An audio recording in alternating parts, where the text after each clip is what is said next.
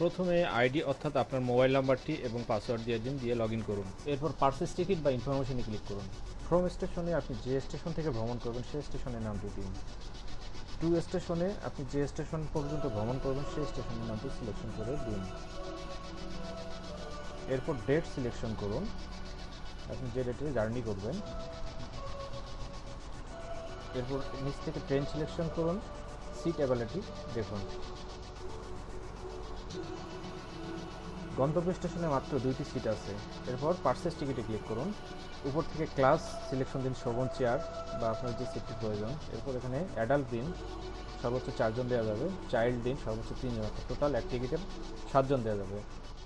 এরপর সিলেক্ট সিটে ক্লিক করুন, স্ক্রল ডাউন করুন। দেখুন যে সিটগুলি ব্ল্যাঙ্ক আছে সেই সিটগুলি দেখাবে গ্রিন কালারে এবং যে সিটগুলি সেল হয়ে গেছে সেই সিটগুলি দেখাবে রেড কালারে। আমি 87 নাম্বার সিটটি সিলেকশন দিলাম এবং কন্টিনিউ করে দিলাম। এরপর জেন্ডার সিলেকশন করুন, এরপর পে নাওয়ে ক্লিক করুন। টিকিটটি কনফার্ম করার জন্য এবার এগ্রিতে ক্লিক করুন। আপনার পেমেন্ট সিস্টেম মাধ্যমটি সিলেকশন করুন। আমি রকেট সিলেকশন করে দিলাম।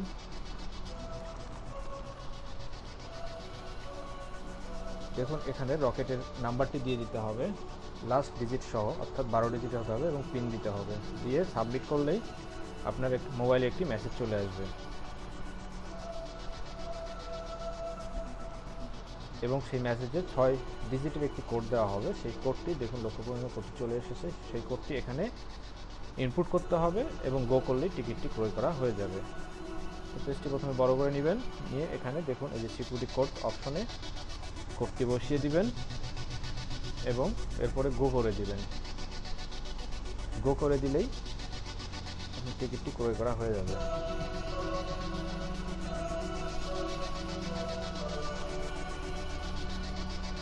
ই পেমেন্ট সাকসেসফুলি শো করতেছে এবং গো টু জার্নি হিস্ট্রিতে যেতে বলতেছে। জার্নি হিস্ট্রি যাওয়ার পূর্বে আমরা সিলেক্ট করে আবারও দেখতে চাই যে সিটটি আমরা ক্রয় করতে পারলাম কিনা, এবং পেমেন্ট কমপ্লিট হয়ে গেলে একটি মেসেজ পেয়ে যাবেন 16 দেখুন। আবার আমরা সিলেক্ট সিটে ক্লিক করব। ক্লিক করলে আমরা দেখতে পাচ্ছি এখানে 87 নাম্বার সিটটি রেড কালারে চলে এসেছে, অর্থাৎ ক্রয় হয়ে গেছে। এরপর আমরা জার্নি হিস্ট্রিতে যাব। জার্নি হিস্ট্রিতে গেলে এটা সময় নেয়, 30 মিনিটস সময় নেয়। এখানে আমরা জার্নি ডিটেলস দেখতে পাবো এবং ডাউনলোড করে টিকিটটি রাখতে পারবো এবং পরে অ্যাটেন্ডেন্সকে ডাউনলোড কপিটি দেখালেই হয়ে যাবে।